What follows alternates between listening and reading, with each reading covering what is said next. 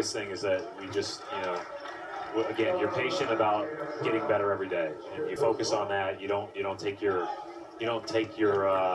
focus off of that. And hey, we're in a roller coaster of emotions during the season with regard to how people react to wins and losses. Right. We just have to focus on the process, and our guys are really good about that, and our older guys do a great job of that, and they'll help Jalen in that regard. And we've got other young guys that we need to continue to improve and be ready to help us too. You guys continue to get better and better each season. So now, I was telling Chris earlier, the pressure's coming because the expectations are going to be really high for your club this year because you played so well in the playoffs, you were close.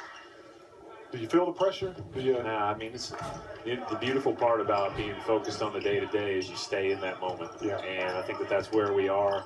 We have a lot of work to do to be better. We haven't achieved anything, and certainly in Boston, you're only measured on one thing. Yeah. And so I think when you talk about the tradition and history, we realize we've got a long way to go, and we've got a lot of work to do. How do you feel about the moves you have made this offseason? Of course, the one that stands out overall is Al Horford. Well, obviously, Adnan is a big, important piece to our puzzle. He's a really good player. He's a four-time All-Star.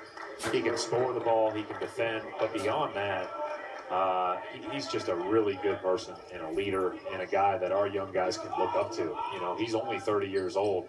And for our team right now, as it's constituted, he'd be the oldest person on our team. Wow. And, we've got a young group otherwise. And him and Amir Johnson, who's 29, and Jonas Jerebko, who's 29.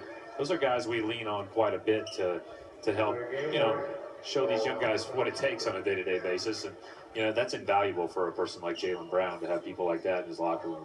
What else do you need to do next year, Coach, to take that next step? I mean, I know there's a lot of things. That's a loaded question, but what do you see? Obviously, the Cavaliers are going to be difficult to beat. In the areas in which we were, we really judge winning and what leads to winning. The place where we can improve the most is in offensive efficiency. We were good at the end of the year in that, but hopefully we continue to develop from within with regard to shooting, but also continue to add guys that can help put the ball in the basket. And I think that's something. Al's a guy that's been a highly efficient guy in the pick and roll and pick and pop. Yes. Throughout a large part of his career. Visiting with Brad Stevens, the head coach of the Boston Celtics here on ESPN2. Celtics with a 5-point lead over the Mavericks. Coach, be honest with us.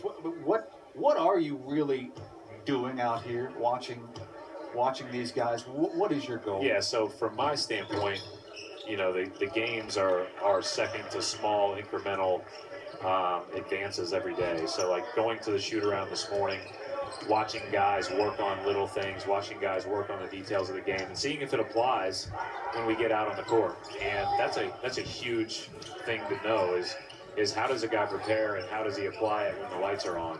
And every day, the best part about this is you have film to learn from, and you have an opportunity to meet individually or as a group.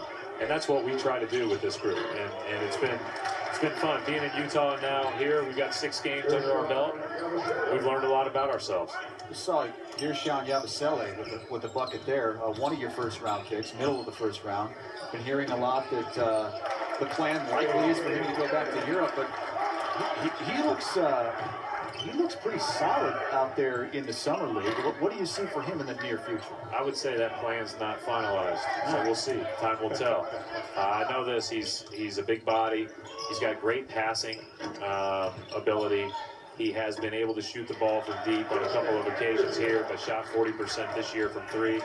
And what really sold us on him with regard to where we chose him was his agility. For that size, to be able to move his feet laterally, he's pretty unique. And obviously in a league where you've got to switch and you got to be able to guard multiple positions, it's important to have guys like that. Yeah, his footwork is excellent. Yeah, it's really good for a guy that size. I mean, when you talk about 265, to be able to move like that's really good. Yes. The Dancing Bear, you guys call him. Brad Stevens, head coach of the Boston Celtics. Really appreciate it. Thanks, guys. Appreciate it. Coming right back. More Summer League basketball.